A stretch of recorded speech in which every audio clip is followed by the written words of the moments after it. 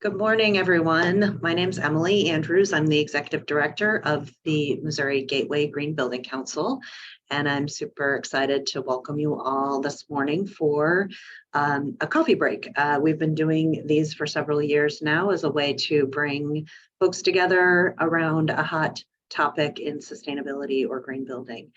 Have a short discussion or short presentation and a discussion and Q&A afterwards. So I'm going to introduce our featured guest this morning, Brendan Veerhoff. I'm excited to have him here. He is a member of the Missouri Gateway Green Building Council and our former Education Committee chair, and currently still serves on the Education Committee. He is also on the board of directors for Earth Day 365 and president of their Young Friends group. He's the senior manager of location and planning at Claris, and he has 12 years of experience working in higher ed and the business sectors. So I'm going to go ahead and turn it over to Brandon. Thanks. Hello, thank you for allowing me to have a spotlight on the Earth Day Festival today. I wanted to give you guys a little bit of an overview of what you can really experience this weekend at the St. Louis Earth Day Festival. So this weekend, this year's theme is Go Circular. So what is circular? Okay, why did we choose this theme? Well, in a circular economy, when a product or resource is being used, it's then either recycled, composted, or it is reused in a way that allows it to go back to a new life or life cycle or supply chain. And so in this, it really pushes the reuse part of the tagline of reduce, reuse, or recycle. And so that's really something that we really wanted to highlight this year. So just some little housekeeping tips for you on how to actually then get to the festival. So there are a few different options for you to try to be the most sustainable options as you can. And there is information on the website, and I'll take you through various different pages today. One of which is by Metro. There is a Metro stop, and then you can actually take a shuttle from the Metro stop to the festival because it is at the Muni in Forest Park. There is a free shuttle service that is coming from WashU's campus. So that's new this year on that. The shuttle service is not. So if you want to park there, that might be helpful. You can also bike to the festival. There's going to be two different locations for you to be able to then park your bike. You can just walk. Hey, maybe you just want to walk. Maybe you're close by. And then, of course, by carpooling, okay, to the festival. So that's also important. There is a map to show you where to park as well. It is recommended certain specific pathways to take in order to get to the festival itself. The Upper Muni parking lot is going to be one of the primary locations for that. I also wanted to mention the Earth Day Challenge. So if you're not familiar with what Earth Day Challenge is, you have various different opportunities to participate in the challenge to receive a raffle prize. So you need to either arrive at the festival via sustainable transportation, bring your own bag or water bottle, eat a vegetarian or vegan meal at the festival, and then compost your food waste at home. So there's a few different opportunities for you to participate. And, you know, it's an honesty system. So when you actually do these things, then you can go to the Earth Day Challenge booth and let them know. We're also going to have some young friends around the festival who you can go up to, and you can actually do your raffle ticket right there with them. And you're going to get one of several different opportunities for raffle prizes, and we've associated all of these different things into different baskets of prizes. One of which I'll just highlight is the Plant Joy, which features a 3-gallon tree from Forest Relief of Missouri. It also has a tropical indoor house plant from the plant truck, 20 seed plants from Seed St. Louis, and an outdoor herbal aid kit by Flourish Farm. And there's even a couple more opportunities, cool things in there. And so if you just participate in these, then you can get one of those raffles. The other thing I'll mention is that you can buy even more raffle tickets by helping to donate to the organization itself. And the Young Friends will be selling those raffle tickets around the festival. Everyone loves food when you go to a festival, right? Like yum, yum. Lots of really great food there. So why should we really do some of the what basically did we select at the festival for food options? Well, 75% of our food vendors and restaurants or trucks are Green Dining Alliance members. So if you're not familiar with Green Dining Alliance, it's a certification program for restaurants in St. Louis to demonstrate their sustainability practices. So all of our food vendors are required to use either recyclable or compostable disposable and participate in the recycling compost program. They're encouraged to use natural, organic, and local ingredients, and every vendor offers at least one vegan option and vegetarian options. All food vendors are required to submit a healthy menu for review, and no food will be containing high fructose corn syrup or trans fats are allowed. You can find out about all of these things on the website, which is pretty cool. There's a lot of various different food vendors available on there. The other thing I wanted to mention about the event is that it's both Saturday and Sunday. It's from 11 a.m. to 5 p.m. It's rain or shine. So, you know, one of those days is going to be perfect. I know it. Look for the weather and dress, you know, appropriately for that. The other things that I kind of wanted to mention also about the festival is on Saturday. Saturday starts our awards ceremony. So it begins with the opening ceremony and sustainability awards, and we're going to have you know, 4 different speakers. The mayor of City of St. Louis, Tashara Jones. We're going to have the county executive, Dr. Sam Page. There's 3 speakers, and then the Wild Care Park director, Dr. Joe L. Mogerman. And then finally, we're going to then finish off the welcome ceremony with our awards. So if you haven't heard about the awards, super exciting. We're recognizing some really great various different individuals as well as businesses in the St. Louis area. We've got the Hellbender Award, which is the Lifetime Achievement. We've got the Keystone Community Activist Award. We've got the Food for Thought Award, so recognizing those restaurants that are really going the extra mile, that Circularity in Business Award, and then the Emerging Environmental Leader Award. And then I'm just going to kind of mention what that Emerging Environmental Leader Award is. I was the chair of this specific award committee. So we're really recognizing the Emerging Environmental Leader Award, recognizes a leader whose professional or volunteer activities inspire action, promote collaboration, and spread awareness for sustainable change in the St. Louis area, and 365 days since the last Earth Day. This individual has sparked positive change as an emerging leader or young professional. So I'm going to just kind of mention some of our top 6 nominees. We had a really competitive set this year with over 20, 20 nominations. And so our 6 finalists, our first one was Brian and Ina Ferris. Ina Ferris from the Native Explorer, who they're an emerging and social media influencers who focus on the last few years, for the last few years have been to encourage Missouri homeowners that wildlife conservation begins at home.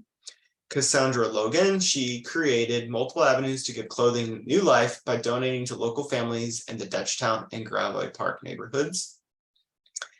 Becky Esslinger, she organized hundreds, if not more, of collaborative volunteer trash cleanup days over the last several years. And she's an upcoming, uncompromising, inclusive advocate for all of us to reduce our waste and litter in the region. Erin Goodwin, she created a new model for urban forestry in St. Louis where residents are trained, empowered, and informed about tree care in a sustained program, ultimately helping to plan for and create a much higher quality tree canopy. We've got Aaron Dohan, who in St. Louis is St. Louis is 200 trees richer and over 24,000 pieces of trash lighter as part of an effort to mitigate the effects of climate change by improving the urban tree canopy. Thanks to Aaron. And then Angela Pearson, she's from the mayor's office in the city of St. Louis. In the past 365 days, Angela has built capacity in the city of St. Louis on sustainability issues ranging from environmental justice issues, initiatives to EV charging infrastructure. As the special projects manager for the mayor's office, Angela has an ability to bring various stakeholders together to align on a cause and commit to taking action. Really impressive aspects for all of these 6 finalists for those nominees. And then kind of moving on to what the activities are for Sunday. So Sunday is really going to have a fashion focus. So one of the things that is new to the festival this year is this aspect, and with the green marketplace. So your clothes definitely have a role in sustainability, and you can shop sustainably in the first place and learn how to bust out a needle and thread instead of tossing in the first place.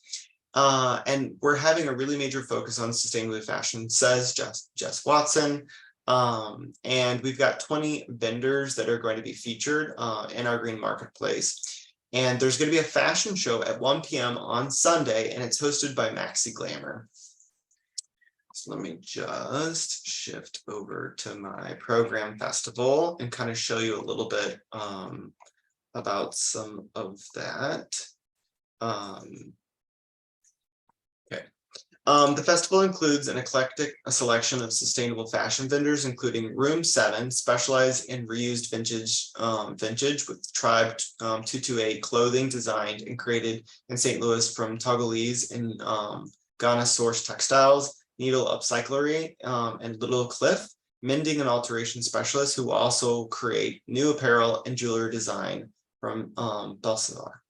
And then today we have with us Josh Brown from Caleres, who is going to talk a little bit about Caleres's booth and their role. Perfect. Thanks, Brandon. So as Brandon mentioned, Caleres is going to have a booth at the in the fashion neighborhood at the festival. We are the sponsor for that neighborhood and are proud to be that. We will be providing a good majority of the shoes for the fashion show itself. So you'll see our products there. And we're really just proud to be able to share our achievements. This week we came out with our ESG report, and Caleres, 75% of Caleres products and 100% of our shoe boxes from our own brands are environmentally preferred materials. As of last year, we're really working to be a leader in the fashion space and provide a good tracking system and a good way to actually gauge what a sustainable product is. Previously, it's been really hard for the whole group of footwear to actually for them to decipher what actually is sustainable. So we're really trying to lead in that space, and we're proud to share it and proud to be part of the festival. So it'll be great. Thanks, Josh. I also wanted to mention about another new aspect of the festival, which is the both Saturday and Sunday is going to be the Perennial Repair Demo Cafe. So one of the really cool things that this year, as the theme goes with the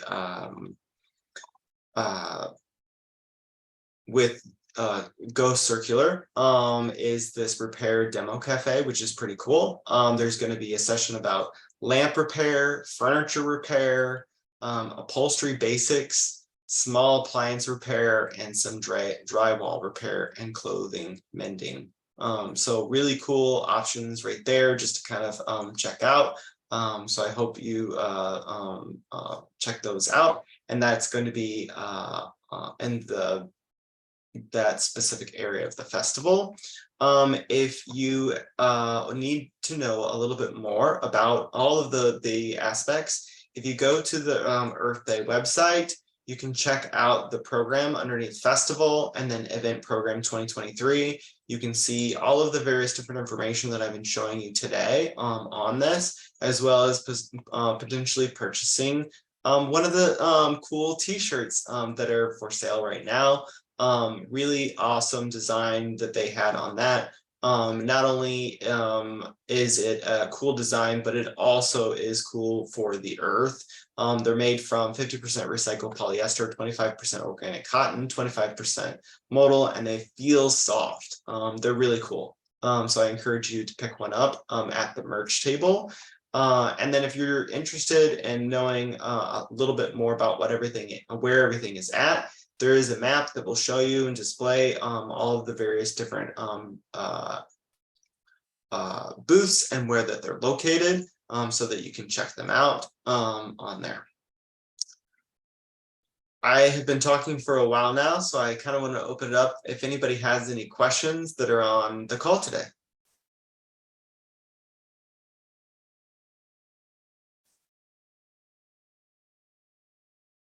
I will say I am triple booked at WashU with end of year stuff, but all of this is amazing. And if I can squeeze in a visit, I will.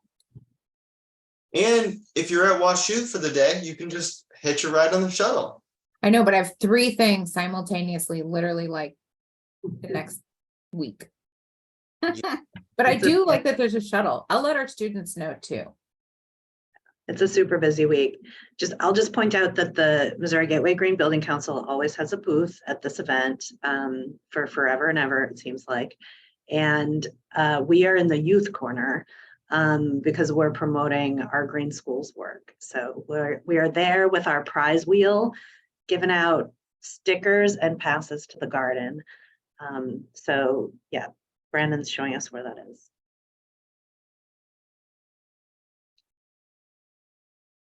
Other questions? I'm super excited about the fashion aspect of this and the demo or the demos that Perennial is doing. I think those are great additions to the festival.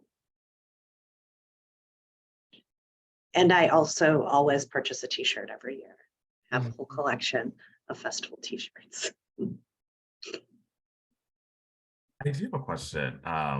I'm off camera because I have to run something, but our volunteer, I know the Green Building Council is looking for volunteers.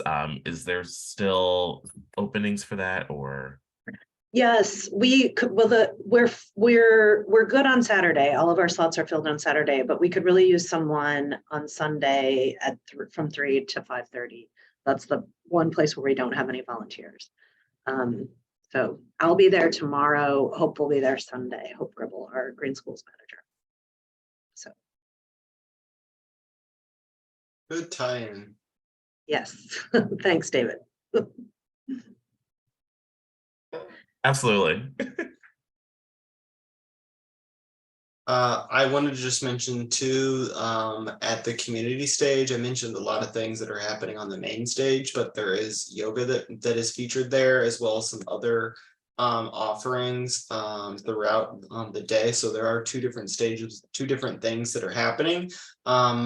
What's really cool too is that there is going to be musical performances throughout the day. So I mentioned about the opening ceremony with the Sustainability Awards on Saturday. There's going to be some music, see the sing-along dance party at noon, the Groove Liners, Midwest Avengers. Then on Sunday, it's Voices with Vision. There'll be Fire Dog, followed by the fashion show, the Blue Moon Blues Band, DJ Nico Marie, and Steve Ewing's band.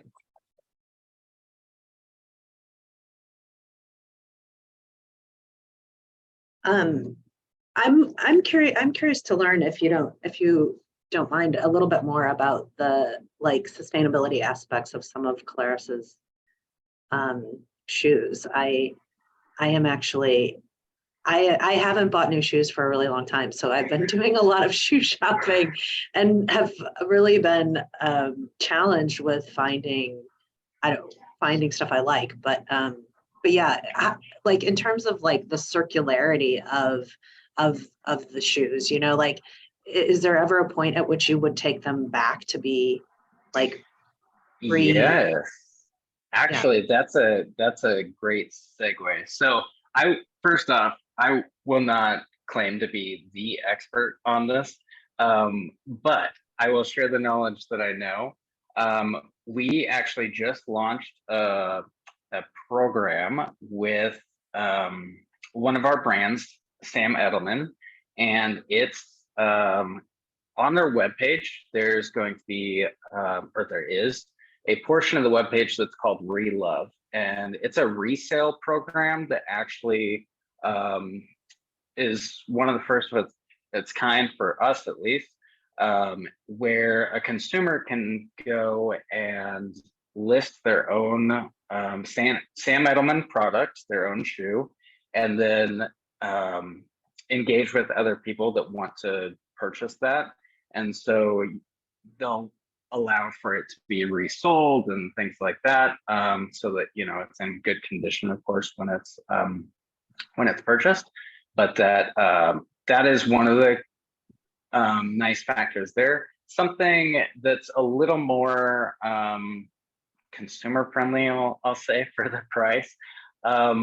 With our brand Famous Footwear, we actually are looking to do a partnership with Soles for Souls, which is where you accept a worn shoe, and then you'll get rewards credits back to purchase something else in the store.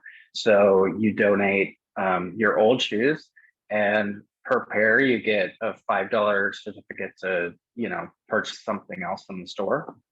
And then those products will go back to our warehouse and to Soles for Souls, to where they'll break it back down and reuse what they can, recycle what they can't, to try and mitigate the waste. So those are our two really staple programs right now that we're pushing forward. But yeah, does that answer your question? And that's helpful. Yeah, that's great. Okay, perfect. I feel like I mean, I feel like shoes are something like I go through fairly quickly because I don't own a lot of them, so I wear the same ones all the time, and then I'm like, what do I do with these old shoes?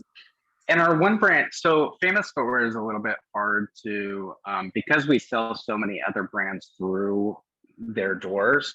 It's a little bit hard to standardize what that, you know, eco-conscious label is. So we're really working this year to actually make that be more standardized, so that then the consumer can be more conscious about what they're purchasing. So we're looking to have, from what I know to this point, we're looking to have 51% or more of that product be sustainable or environmentally preferred materials.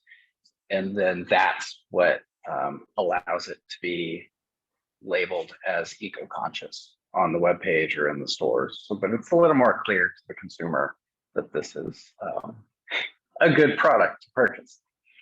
Yeah, there's and I'll just add on to that. There's a lot of greenwashing that is going on in the industry, and in order to be able to dispel any of those myths that some of the products that are featured within Caleres, that it is that it would not be greenwashing. There is a specific sustainable footwear index that Caleres has been a part of and building in the footwear industry, and so within that, there are specific, what like Josh was talking about with the materials, to focus on that, so that they have to have at least 51% in that index in order to be called eco-conscious, because we want to make sure to avoid that sort of consumer misconception that we are just labeling something when there's one little tiny piece of that. And that is standardized across the Caleres brands, and we're working with within Famous Footwear to make sure that we're standardizing that across all the brands that we carry. And Caleres is also working with the FDRA to, create that standard further than just us. Which the footwear, FDRA is the Footwear Distributors Retail Association. Thank you.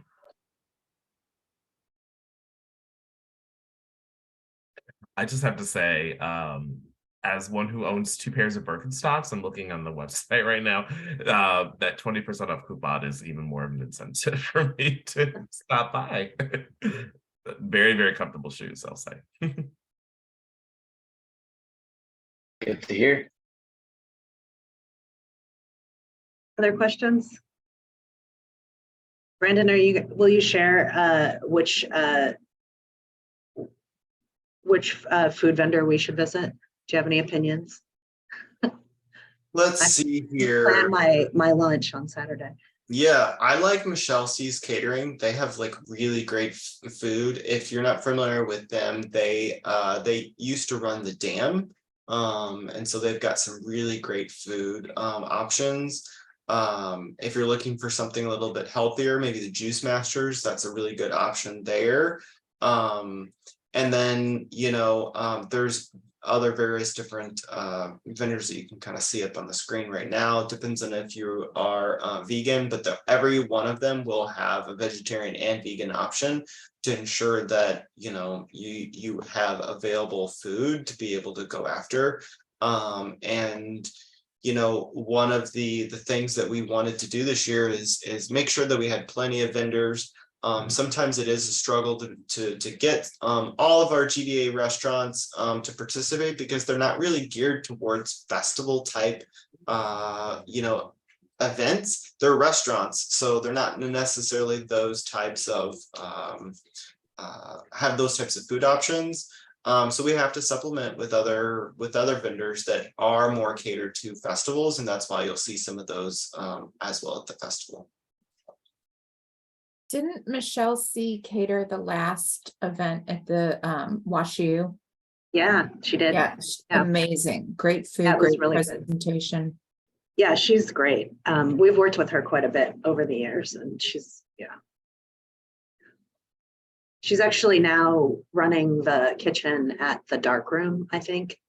Oh, cool. That's where she switched over to doing that. So in case you want to follow her around or something. I know we use her for special events at one of the vice chancellor's offices. She's good.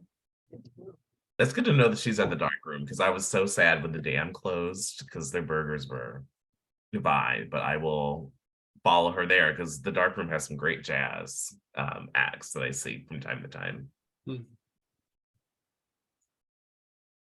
All right, well, we've got about a minute left. Any other questions?